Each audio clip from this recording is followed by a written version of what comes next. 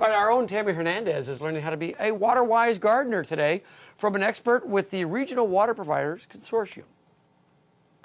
Hey, Dave. Hey, Tammy. Hey, I hear my daughters are in the audience today and they're not looking happy. Hey, One Gabby and daughter. Isabel, buck up. Come on. One daughter. Get excited about this. This is going to be a great segment because we're going to learn with Christine Hollenbeck how to have a beautiful garden like she has without wasting any water. So we begin with assessing the area, right? Yeah, you want to assess your space. You know, what do you have to offer the plant? Because every plant has its specific needs. One of the things you also want to look at, so you want to look at your soil. Okay. What kind of soil do you have? You know, hard clay soil, is it well-drained soil? And then you also, But what if you do have hard clay soil? You know, amend, add organic matter and compost. Because that wastes water if you...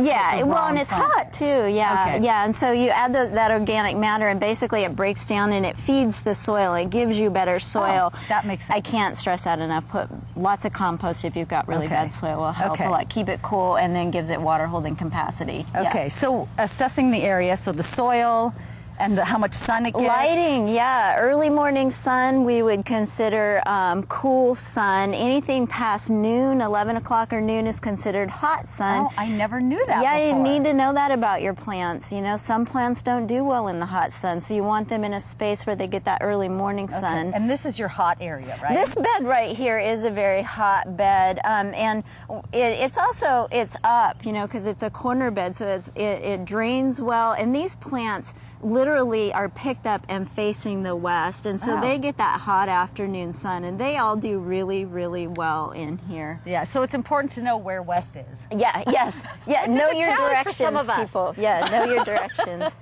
Yeah. Okay, and then so you've got soil and sun, and then you have to pick the right plants to go in the right places. Obviously, right? Exactly. Yeah, soil, sun. One of the other things that I wanted to talk about just real quick would be look at, you know, buildings and places like sidewalks. They create heat.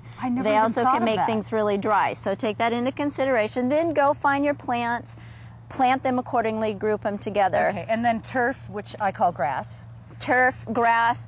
You know, you can maintain a green lawn even in the summertime on about 1 inch of water a week. And yeah, and on our website we have information about that. You can, and our audience is actually getting these today. So yeah, so we've got the watering gauges, and and you can learn how to use these on their website, right? Yes, exactly. Okay, and then we didn't get a chance to touch on how to water and when to water, but water early morning or late afternoon, and you know, basically if you water by hand, just water to the need of the plant. Look at them. Are they ready? If you have one of these nozzles, she was saying you have to turn it off because it wastes a lot of water. Right, this way, yeah, exactly. Okay, so you need to go to their website, the Regional Water Providers Consortium, and you will have so much information there, including how to use your goodie bag, which you're getting coming up.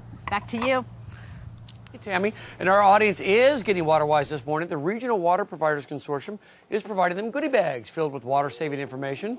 There are water gauges, a timer, several brochures on creating water-efficient yards and gardens, and you can get more information by heading to katu.com, and we'll link you to the Regional Water Providers Consortium. The hot summer weather is baking our backyards, and our sprinklers are really working overtime. There is another way, though. With a little bit of planning and preparation, your garden can be water-wise, and you will not have to water as much. How nice will that be? Here's K2's Brian Wood. Water-wise gardening can be beautiful gardening. Take a look at what Chris Hollenbeck has done with her garden here in Portland. Chris, thanks for joining us. This took a lot of planning, didn't it? Yeah, it took a little. You know, when I first moved in, everything was very square, very linear, just like the house. Right.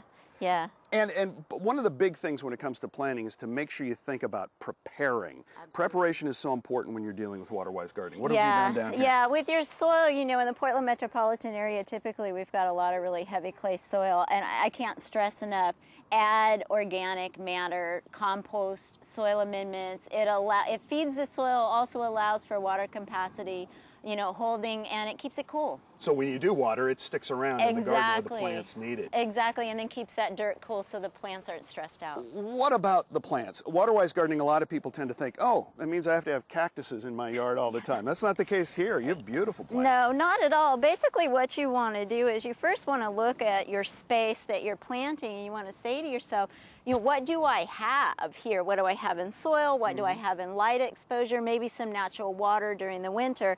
And then you go out and you find plants that need that space. That's their environment. And then you group those plants together. And that's what you've done here. This is a really hot corner in your yard. Yeah. These are beautiful. Thank you. Thank you. Yeah, this is a real hot bed. This bed right here, it actually, you know, it comes up. It literally faces to the west. I mean, it's staring the sun in the face in the later part of the day.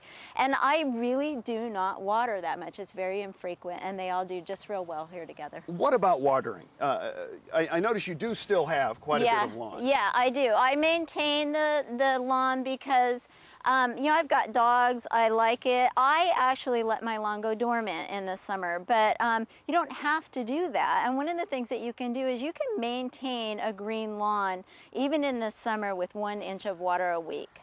It doesn't take much. No, it doesn't take that much. No, it does not. Chris, thanks for sharing your you're garden welcome. with us. You're If you want welcome. more information on water-wise gardening, we have some great links on our website. Just go to katu.com and look at Inside K2.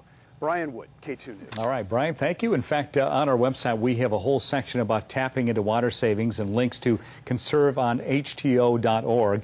Just look for a green living icon on the right side of the K2 homepage.